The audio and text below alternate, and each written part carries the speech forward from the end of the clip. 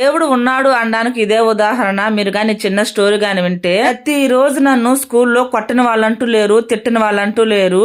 ఎప్పుడు చూడు ఏడుస్తాను ఇంటికి పోయేవాడిని నేను. కొన్ని రోజులైతే గడిచిపోయింది.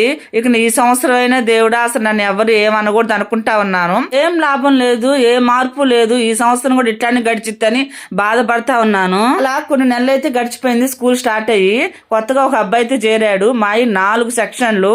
ఆ అబ్బాయి మా సెక్షన్ లోనే చేరతా అన్నాడు.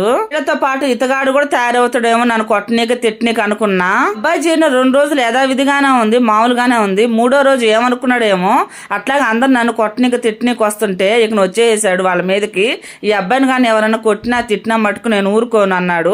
ఇక నుంచి నా ఫ్రెండ్ ఈ అబ్బాయి అన్నాడు. ఎప్పుడైతే కొత్తగా చేరిన అబ్బాయి బెదిరించాడో నన్ను ఎవ్వరు ఒక్క మాట అన్నది లేదు.